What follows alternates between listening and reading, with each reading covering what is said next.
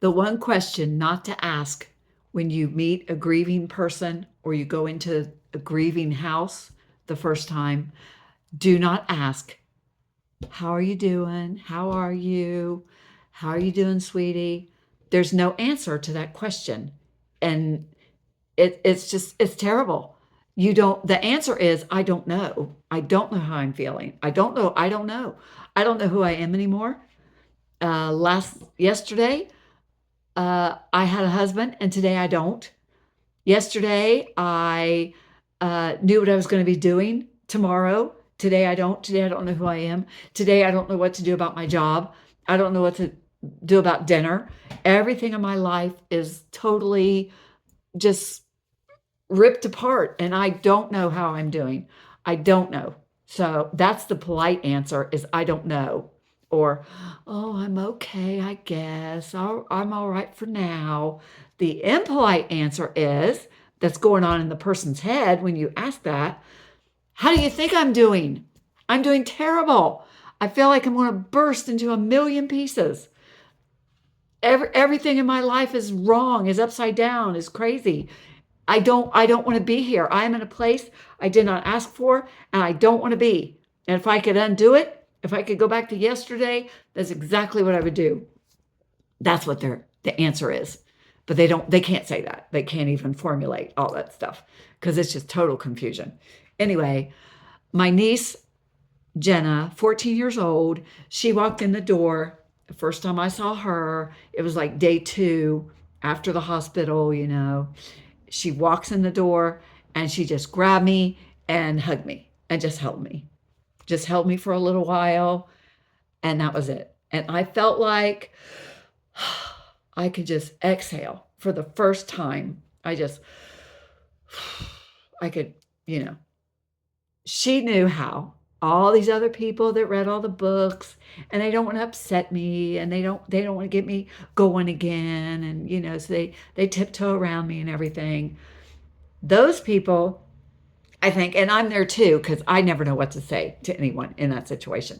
So I'm not dogging you. I just know going through it, that's the hardest question is, how are you doing? You dread it. When you see somebody walking up to you, you know they're going to ask, and you're like dreading it. Like, oh no, here I got to go again.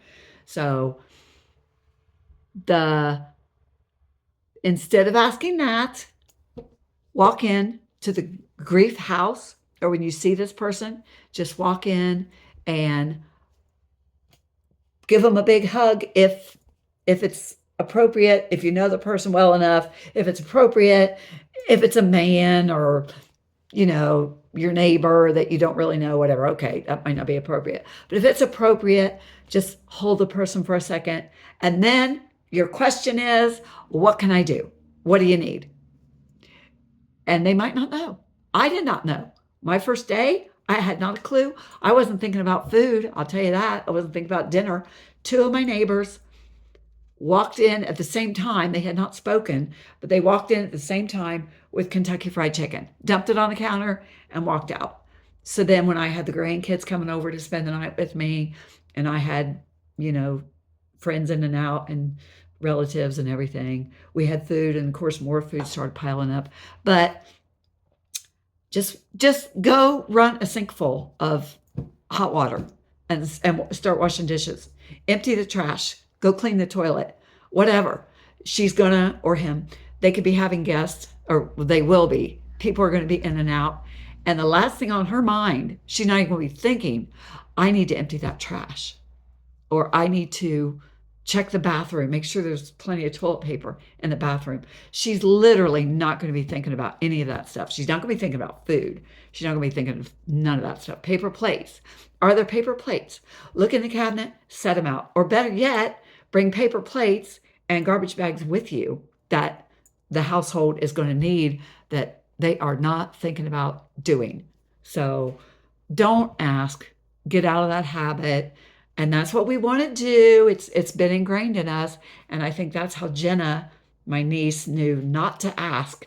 She just grabbed me and held me. She was too young to be worried about all that polite, nicety, societal constructs that we learn as we get older. She didn't know none of that. She just knew I needed held, and I really did. She's just amazing. But anyway, don't ask, how are you? If you have to, remind yourself in the car on the way over, or when you see the lady at church for the first time, remind yourself, because that bursts out of your mouth without even thinking, how are you, honey?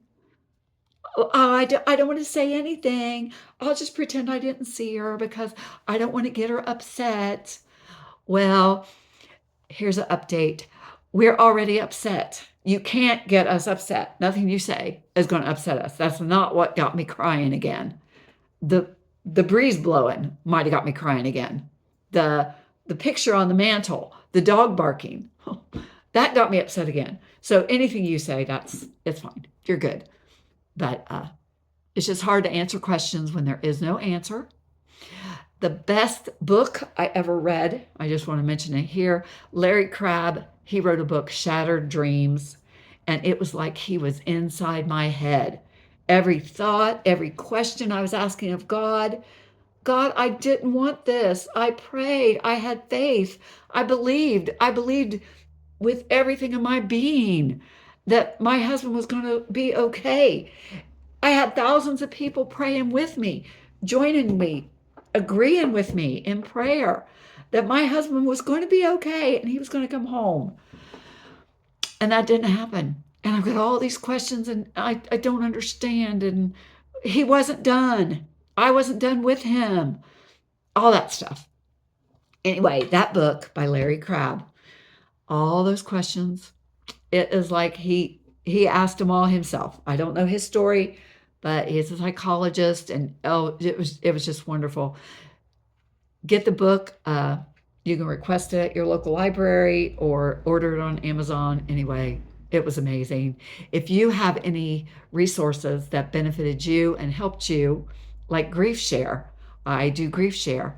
I go to that once a week, and it goes for like 13 weeks, and then pause for a while and then do it again. A church family. Oh, I hope you have a church family backing you up. They're just wonderful, supportive, helpful. Anyway, so I hope you have those resources. And if there's any other resources that have benefited you, please share. Please like and subscribe. If you know anyone that might benefit from this conversation that we're having, please let them know. When I first started my journey, my widow's journey, I couldn't find anything on YouTube. I went on there and that's what I searched for. There was some clinical stuff, psychologists, people who'd written books. I needed somebody who was where I was, a regular, normal person with the same jumbled, crazy thoughts going on in her head in 100 directions. That's what I wanted, and I couldn't find it. So hopefully I can help somebody here. I still don't know what I'm doing from day to day, but hopefully we can help each other. Like and subscribe, share the video, and leave a comment if you have resources or if you have any thoughts. And I love you all, and I appreciate the comments that I have gotten so far already, the love and support and compassion. I appreciate that. Jessie, I love you. You know that. And I miss you too. But anyway, like and subscribe. Thank you all very much. And we'll just pray for each other as we navigate this.